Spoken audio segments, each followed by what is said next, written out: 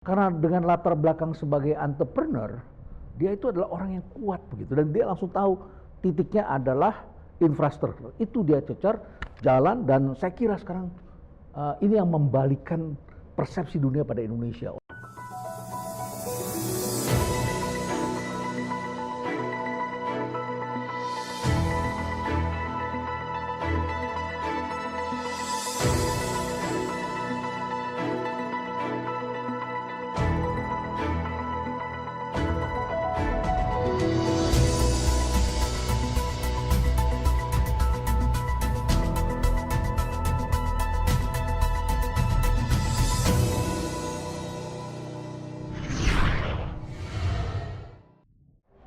Assalamualaikum, salam sejahtera untuk kita semua.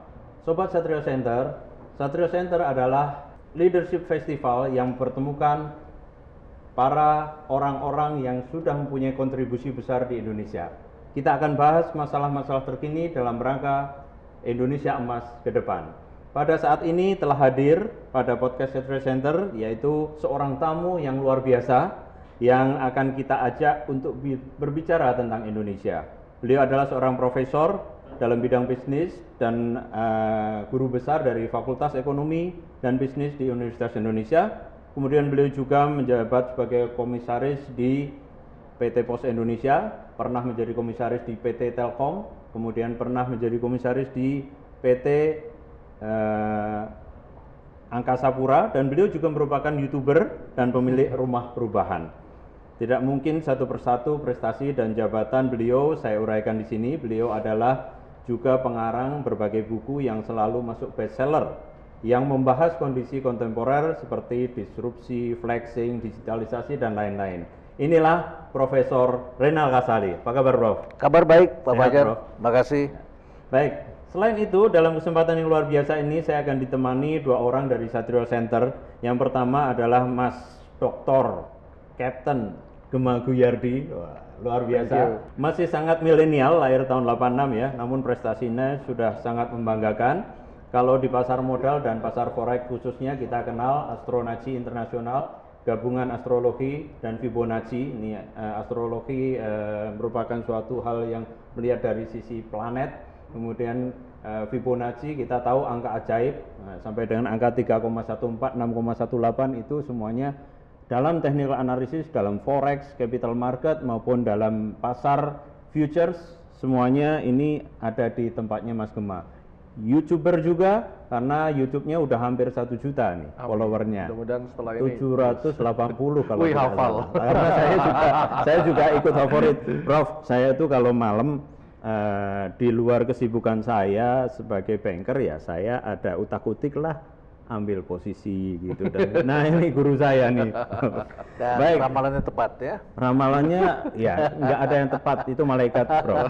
Tapi di atas 70% kita harus yakini. Gitu. Baik, selain itu dalam kesempatan ini juga hadir orang luar biasa, yaitu namanya Mas Anco. Apa kabar Mas Anco? Baik. Panggilannya lengkapnya Insinyur Muhanto Hatta. Beliau adalah seorang entrepreneur di bidang energi, aktivis dan pegiat sosial. Nama Muhanto Hatta tidak bisa dipisahkan dari alumni Trisakti ya. Kemudian beliau sekarang merupakan ketua Trisakti untuk Indonesia. Nah, ini tidak bisa lepas ya, pimpinan daripada salah satu relawan gitu. Jadi inilah Mas Muhanto Hatta atau Mas Anco panggilannya. Baik, Prof, kita mulai saja bincang-bincang ini. Jadi ini menarik sekali ya. Ini terkait dengan kekinian. Mungkin Mas Gema yang lebih banyak bicara di bisnis, kemudian terkait dengan hal-hal yang kekinian. Silakan Mas Gema. Wah, ini luar biasa nih Prof ya. Mohon izin nih, ini kesempatan kita roasting. Kapan lagi? Jadi saya sudah siapin pertanyaan, sebenarnya ada 5. Nah, terkait dengan leadership, titipan sponsor begitu. Kita mau tahu begitu banyak presiden yang ada dari zaman Pak Karno sampai sekarang Pak Jokowi yang sangat fenomenal dengan baju putihnya itu, ya kan? Dan pertanyaan yang paling penting adalah saya bikin di sini, saya mau membandingkan antara leadership model dari Pak Harto sama Pak Jokowi. Ada perbedaan yang begitu kontras, dan ini leadership yang semacam apa? Yang paling menonjol yang satu militer, dan dia mengontrol environment. Jadi environment dikontrol, dinamika itu kemudian ditekan, dan semuanya ikut. Media tidak bisa bicara sembarangan, semua harus ada siup, mahasiswa tidak bisa bicara dengan bebas, dan segala sesuatu itu konteksnya pada saat itu adalah dengan penduduk yang belum sampai mencapai 200 juta, jadi masih sekitar 150-an juta. Nah, ditambah lagi dengan dia lahir di backup oleh Amerika, ya. Kepentingan Amerika itu kuat sekali pada saat itu ya, dan kemudian kita bisa swasembada. Waktu berlalu ternyata pangan ini tidak bisa lagi swasembada karena penduduk meledak. KB tidak jalan setelah Pak Harto tidak ada. Kemudian masing-masing negara melakukan spesialisasi, kemudian WTO memaksa kita. 98 pada saat Pak Harto jatuh itu semua kita harus ngikutin maunya WTO, maunya IMF dan World Bank. Kemudian dibikin sistem yang menyatu dalam satu paparan global, globalis masuk ke Indonesia. Dan disitulah kita bisa melihat, ternyata kita perlu beras dari Thailand. Masih ingat kan dulu zamannya Pak Habibie yang tukar dengan pesawat terbang itu ya, beras ketan, beras ketan tukar dengan itu. Nah, terus kemudian setelah itu kita melihat aspek keuangan menjadi dominan, pangan mulai banyak artificial pangan, dan ternyata kita tidak efisien dalam distribusi. Jadi apa itu ya, berapa lama kapal mendarat dan kemudian harus bongkar muat di pelabuhan. Ternyata kita tidak kompetitif. Jadi Singapura diuntungkan dengan kondisi itu. Singapura diuntungkan, Malaysia diuntungkan karena mereka cepat. Jadi kapal yang masuk ke Indonesia, kapal yang kecil-kecil, ongkosnya mahal, ongkos kirim ke Medan itu ternyata lebih mahal. Medan Aceh lebih mahal daripada kita kirim ke Singapura, daripada kita kirim ke Cina, begitu ya. Nah, disitulah pergulatan kita, karena akhirnya kita membeli segala sesuatu jadi mahal. Nah, dia membaca konteks. Konteksnya adalah infrastruktur kita buruk sekali dan kemudian tidak merata. Nah, dia adalah pemimpin yang basisnya adalah nasionalis. Jadi dia melihat Indonesia semua harus adil. Bensin dibikin, harga BBM dibikin satu harga. Kemudian dia bikin itu apa, Bandul Nusantara itu supaya kapal dari ujung Aceh itu sampai ke Indonesia Timur dan baliknya itu bolak-balik begitu bisa. Sehingga nanti biaya logistik jadi murah, biaya logistik murah, pangan akan tersedia dengan lebih baik. Jadi itu yang dia lihat. Nah, konteksnya sudah berbeda. Jadi sangat dinamis, di mana Barat tidak 100% mendukung kita. Kita mendekat pada Cina saja ribut PKI di sini, begitu ya. Dolar tiba-tiba beredar, begitu ya. Dolar tiba-tiba beredar. Tapi apa yang terjadi di masa-masa sebelumnya? Kalau ada yang mengatakan, tapi Pak Jokowi bukan pemimpin besar, gagasannya bukan gagasan besar. Iya betul, barangkali betul, tetapi ada orang yang sekolahnya tinggi, dia hanya berpikir begitu. Implementasinya sedikit gitu, yang mengucurnya sedikit. Nah, karena dengan latar belakang sebagai entrepreneur, dia itu adalah orang yang kuat begitu, dan dia langsung tahu titiknya adalah infrastruktur. Itu dia cecar jalan, dan saya kira sekarang ini yang membalikan persepsi dunia pada Indonesia. Orang lihat kita gila ya. Indonesia punya ini begitu, sehingga kemudian menjadi lebih karena eksekusi kekuatan. Jadi plan doang nggak cukup. Ya, harus kerja. Kerja. Yang paling enak yang punya ide besar. Kalau ide besar kita hadir di suatu acara banyak orang, semua orang tepuk tangan. Iya. Tapi siapa yang mau menjalankan? Yang mau menjalankan itu akan babak belur di jalanan. Dia akan dimarahin banyak orang. Makanya dia merubah dari ganti rugi jadi ganti untung. Itu saya kira poin yang bagus sekali. Rakyat jadi happy kalau dapat gusuran. Dulu kan tidak senang dapat gusuran. Nah, terkait tadi bicara mengenai style beliau nasionalis dan beliau akhirnya tegas infrastruktur. Tapi kan kita tahu oposisi ini terus memanfaatkan atau mempolitisasi. Saya melihat role model daripada leadership style Pak Jokowi ini pasif, kalem, cenderung makanya sampai orang bilang maaf kata plongo-plongo katanya begitu. Nah, yang saya ingin tahu kenapa dia bermain dengan style leadership seperti ini? Apakah dia itu tidak lebih baik menjadi responsif, membangun komunikasi yang lebih clear sehingga tidak gampang dibelokkan nih sama orang-orang menjadi hoax? Dan kenapa beliau ini lebih cenderung mengambil posisi seperti ini? Apa nggak lebih baik dia responsif gitu? Jadi setiap zaman itu kan ada konteksnya. Yang paling pandai ini sebenarnya Pak Harto. Pak Harto lebih irit lagi bicara. Sangat irit. Tapi kan dia jenderal dan menteri-menterinya tentara, dan kemudian koran juga dikontrol, tidak bisa bicara sembarangan. Jadi Pak Harto tuh irit bicara, ngomongnya penuh wibawa Pak Harto itu ya. Nah, Pak Jokowi sebetulnya sering out of context kalau ngomong, karena seringkali bicara dia sendiri juru bicaranya, dia sendiri baca tanpa teks, kekinian banget tanpa teks gitu ya. Jadi tidak membosankan, tidak orang ngantuk, interaktif, sangat dinamis gitu. Nah, pertanyaannya kenapa dia mengambil posisi seperti itu? Pasti ini adalah ada unsur personality, ya. Pasti ini adalah karena dia bukan ketua partai dan dia tidak mempunyai partai. Dia adalah anggota partai yang ketika naik juga pernah dikatakan kamu itu petugas partai begitu ya. Dan menangnya tidak hanya ya katakanlah kalau kita katakan partainya tidak berperan, partai berperan pasti, tetapi naiknya itu kuatnya karena ada relawan dan ada partai yang kesekian di dalam kabinet yang harus di-entertain gitu ya. Jadi ada koalisi-koalisi yang ada di partai, partai berikutnya adalah ada profesional ya. Dan profesional ini ada linknya kemana-mana kalau kita baca lebih cerdas. Dan kemudian ada lagi partai yang tim pemenangan pemilu, begitu ya. Ada lagi di situ gitu. Jadi dia harus balance ini terhadap semuanya. Kalau ada satu yang larinya lebih kencang dari yang lain, bagaimana itu dia menginikan? Karena dia tidak mempunyai kekuatan dari partai yang penuh begitu. Dia memerlukan keseimbangan begitu. Jadi memang kabinet gotong royong saya kira. Ya, mungkin Prof terkait itu Mas Anco mungkin bisa menanyakan dari sisi dulu relawan waktu berjuang. Iya. Gimana itu? Ini kan kita berbicara sama pakar komunikasi nih Pak.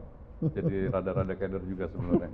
Tapi pingin tahu juga nih Pak, level kualitas komunikasi Pak Presiden ini kan dalam pemerintahannya dia apabila dipersonifikasikan dengan komunikasi individu Pak Jokowi, sangat egaliter gitu Pak. Iya.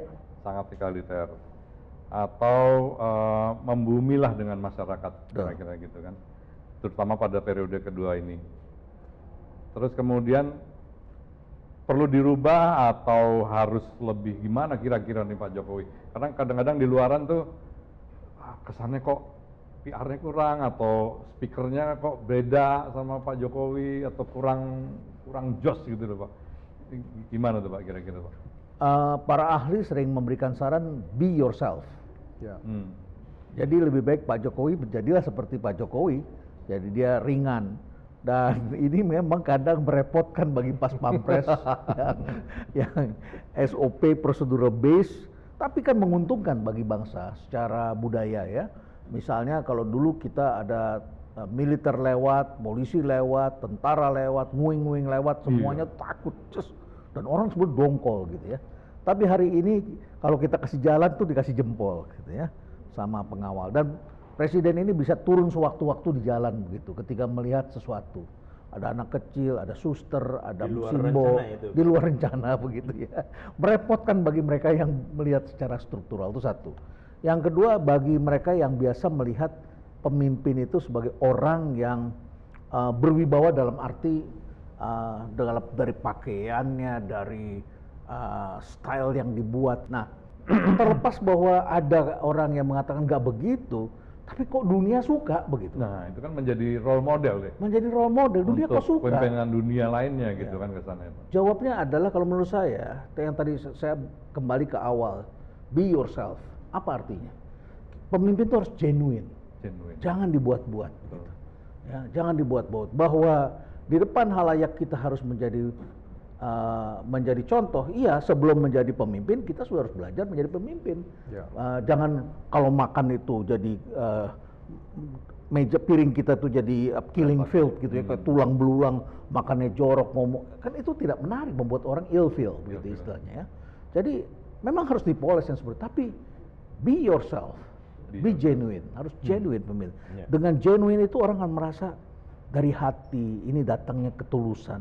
Saya kira itu lebih baik. Apa adanya. Ini lebih terlihat di periode kedua ini atau gimana menurut Pak Renat? Di periode kedua ini semakin kompleks karena ada pandemi, karena harus mempersiapkan 2024 penerus dan dinamikanya begitu. Orang yang menjadi koalisi partainya bisa membentuk koalisi-koalisi terpisah, sangat kompleks saat ini. Ya, sangat kompleks. Beberapa kali beliau tidak bisa ketemu, harus stay di tempat, harus online. Beliau kehilangan ibu di periode kedua. Sangat dinamis ketika terjadi perang dan presiden menjadi ketua G20. Nanti G20 besok harapannya Pak Renal melihatnya gimana Pak? posisi Indonesia, posisi Pak Jokowi dengan dua superpower di tengah-tengah di Indonesia mereka. Harapan saya ada kejutan di situ. Seperti biasa, ada kejutan begitu ya. Mustahil, Pak ya? Semesta mendukung. Ya, saya setuju dengan Yohanes Surya, Prof. Yohanes Surya itu, Mestakung itu. Jadi harapan saya ada kejutan cara baru karena beliau sudah telepon, yang ditelepon adalah Putin dan kemudian Presiden Ukraina. Dan orang banyak tanya, kok yang diundang Ukraine bukan yang lain begitu ya. Tapi itulah caranya beliau dan mudah-mudahan jaringan teman-teman di sektor keuangan itu bisa menjinakkan Barat. Karena Barat ini kan Amerika khususnya menguasai dunia antara lain dengan badan-badan dunia. PBB juga di belakangnya Amerika, IMF, World Bank juga di belakangnya Amerika. Jadi harapannya menteri-menteri yang dekat dengan sektor-sektor itu bisa turut meluaskan jalan itu. Saya menyoroti tadi tentang hidup di zaman sosial media. Saya habis berdiskusi tadi dan rapat koordinasi dengan Kepala Staf Presiden. Kebetulan salah satu penasihat senior rekan kita dari Telkom dan saya sangat setuju sekali di mana sekarang ini tidak adanya pengawasan di media. Jadi media bisa bikin konten tanpa di-review, baik itu company media maupun self media, which is kita bisa lewat Twitter, sehingga bisnis penggiringan opini ini sangat mengerikan. Yang benar jadi salah, salah jadi benar, ya kan? Terus kemudian yang kita lihat lagi, distribusi konten ini merupakan orang bilang ini kan negara demokrasi, tapi kita tahu bahwa demokrasi terpimpin dengan demokrasi reformasi ini suatu hal yang sangat berbeda sekali. Dan kerusakan kehilangannya milenial terhadap culture timur, budaya tata krama ini sudah tidak ada lagi. Mereka cenderung bisa pakai account fake, terus kemudian menggiring opini, buzzer dijual segala macam sampai akhirnya ini menjadi senjata politik. Kalau ini dibiarkan, ini bagaimana? Kalau menurut Prof. Renal, ini opini pribadi dan bagaimana ini cara mengatasi ini, karena Pak Jokowi sendiri kadang kelepasan ya, namanya manusia kan pasti ada emosi juga. Nah ketika Pak Jokowi mulai sebagai manusia menunjukkan dia amarah, disikat lagi, mulai presiden baperan misalnya kan kayak begitu. Nah ini konfliknya bakal panjang atau gimana? Iya. Sosial media itu mengandung dua elemen. Yang pertama elemen buzzer dan hoax dan sebagainya, aspek negatif.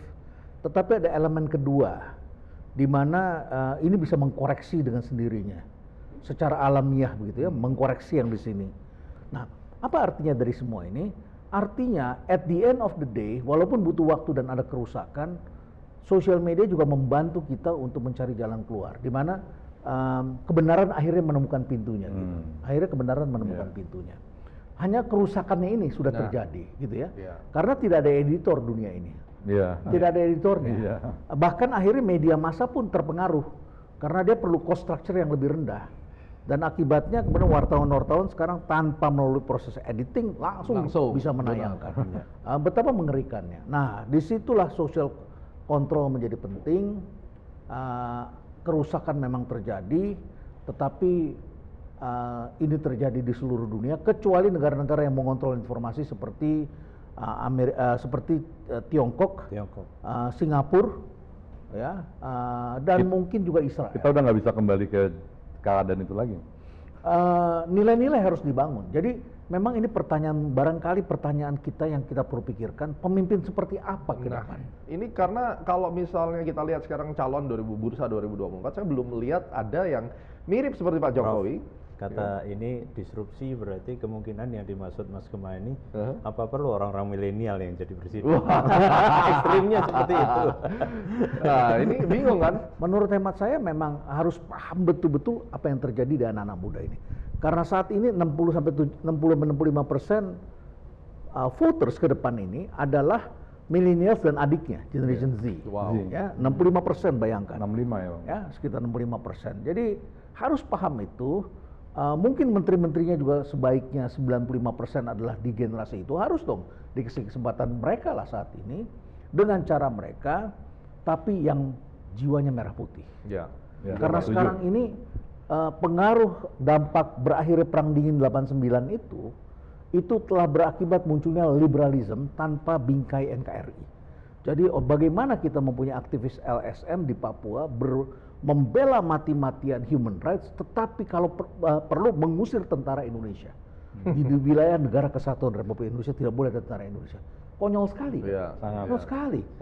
Kita tetap harus melihat ini adalah negara kesatuan yang harus dijaga, dan human rights yes, tentara harus menghormati human rights yes, ya. hukum itu harus ditegakkan, yes gitu ya. Tetapi bingkai negara kesatuan, kalau tidak ada kesatuan chaos begitu. Kalau itu tidak ada keamanan, chaos di sana begitu. Jadi merah putih itu jiwa nasionalisme dan menghargai keberagaman itu penting sekali. Tetapi tentu dengan cara-cara yang baru. Kalau kita melihat keberagaman nih tentang merah putih, dia punya jiwa nasionalis. Bagaimana dengan presiden berikutnya? Apakah dia harus tegas bahwa semuanya harus nasionalis? Saya nggak mau ada deal sama Amerika gitu, atau Gini, ya harus kompromi gitu. Gini, waktu saya sekolah di State itu, saya suka kaget-kaget. Mereka tuh nggak suka dengan kata nasionalis. Oh, ya? Nasionalis is the enemy of the globalist. Jadi kalau kita ngomong sama orang Amerika, orang Eropa, mereka kesel sekali ngeliat orang yang ngomong nasionalis. Kita adalah bangsa yang merdeka dengan mengusir penjajah. Mereka adalah bagian dari penjajahan itu, gitu ya. Nah, jadi mereka melihat siapa sih nasionalis itu kayak Prancis tuh kata mereka. Prancis itu adalah negara yang proud dengan culture dan budayanya, bahasanya, tetapi mereka tidak, mereka benci sama orang asing katanya. Ya, jadi anti terhadap asing. Walaupun sekarang Prancis sudah berbeda, sudah menjadi bagian dari Uni Eropa yang terbuka begitu ya, dan sudah menerima produk asing. Tetapi nasionalis bagi Barat itu dianggapnya adalah anti asing. Makanya kita ambil saham Freeport lebih besar dan sebagainya. Tentu ini ancaman, ini teriak-teriak. Nah, mereka itu tidak suka kata nasionalis, mereka ganti butuh kepentingan negaranya sebagai patriotism. Makanya Donald Trump itu ngomongnya patriotis gitu ya. Nah, sedangkan kita ini adalah bangsa yang merebut kemerdekaan, begitu, yang masih harus memperjuangkan agar natural resources kita itu untuk sebesar-besarnya kemakmuran rakyat, gitu ya. Konstitusi kita mengamatkan itu, dan kemudian kita anti penjajahan, kita mengutamakan bangsa-bangsa harus merdeka, dan kita tidak ingin terlibat dalam politik yang blok-blokan. Kita non-blok, kita mendukung kerjasama tanpa didasari oleh ikatan-ikatan yang tentu saja merah putih pasti bisa. Merah putih memang dasarnya itu. Ya. Jadi ke depan itu tantangan kita adalah menghadapi kaum globalis itu berat. yang kekuatan modal. Misalnya deh, salah satunya nih ya, kita ini kan mendirikan lembaga anti korupsi. Saya pansel sekitar 4-5 kali lah di pemilihan ketua KPK gitu ya, komisioner KPK. Nah, kita anti korupsi, kita bikin sistem yang lebih governance-nya lebih bagus, lebih transparan sebagainya. Terus kemudian kita munculkan lembaga-lembaga pemantaunya gitu ya, kejar semua. Tapi Barat itu ya tiba-tiba membuat yang namanya tax haven gitu loh. Dan koruptor di seluruh dunia itu karena dikejar-kejar di negaranya oleh orang-orang yang mereka ciptakan itu, kemudian didorong agar taruh uangnya di negara mereka, termasuk di negara tetangga kita. Yang setelah itu duitnya kita susah ambil balik ke negara kita. Even kita kasih tax amnesty pun uangnya nggak bisa kembali gitu ya. Jangan-jangan Agititio sebelum uangnya ada tuh di sana di Singapura gitu ya, tapi nggak bisa keluar dengan cepat kan. Nah, mereka bikin itu semua dan mereka tidak pernah mengalami krisis keuangan karena cadangan devisa mereka besar sekali, datang dari para koruptor di negara-negara lain yang dikejar-kejar dan taruh uangnya di negara mereka. Bayangkan ini rumitnya mengelola keuangan internasional di masa depan. Kita tidak pakai orang-orang ex IMF World Bank juga berat, gitu ya. Kita pakai ya juga harus ada link dengan mereka, gitu ya. Kepentingan mereka juga harus di-entertain begitu. Jadi bagaimana pemimpin ke depan itu menjaga keseimbangan dengan kepentingan nasional itu. Itu dia. Ya. Mungkin ini kita kan ngobrolnya asik gitu, harusnya nanti ada sesi lagi dengan Prof. Tapi waktu juga yang closing statementnya untuk pemimpin masa depan tuh kira-kira kalau menurut Prof supaya kita konkret aja kriterianya seperti apa, Prof? Hari ini aja kita sudah bisa melihat ke depan itu akan sangat complicated. Hari ini PBB mengatakan ada 109 negara di dunia yang mengalami 1 dari 3 krisis. Krisis keuangan akibat pandemi, hutang membesar. Indonesia saja hutangnya meningkat, ya persentase dari GDP meningkat. Ya. Dan pendapatan dari pajak menurun karena banyak perusahaan yang belum kembali sehat. Ya. Jadi ada 109 negara mengalami 1 krisis keuangan. Setelah Sri Lanka kemungkinan negara tetangga sebelah. Ya. Nah, yang kedua adalah krisis pangan. Ya, kita sudah lihat minyak goreng dan segala macam ini pangan, ya, tepung dan sebagainya. Yang ketiga krisis energi. Bayangkan sekarang kalau kita masih punya ruang fiskal yang besar, kita bisa tingkatkan pendapatan, kita bisa cari utang. Ruang itu makin sempit. Yang kedua, pangan energi ini makin berat. Tadi kita mulainya dengan pangan energi yang kita makin tergantung sama negara lain. Tapi pemimpin ke depan itu harus membangun basis sains di Indonesia. Harus dimulai. Ya. Sekarang ini jumlah sarjana terbesar itu adalah sarjana ilmu sosial. Ya. Ilmu sosial, jadi ribut melulu, pendapat banyak sekali. Ketika sekarang pangan itu bisa diciptakan dari mana saja, pangan bisa diciptakan dari mana saja dengan sains, jadi kita bisa melakukan inovasi. Air bisa diambil tidak dari tanah, bisa diambil dari udara. Ya. Betul. Banyak hal yang bisa kita ciptakan kalau kita menguasai sains.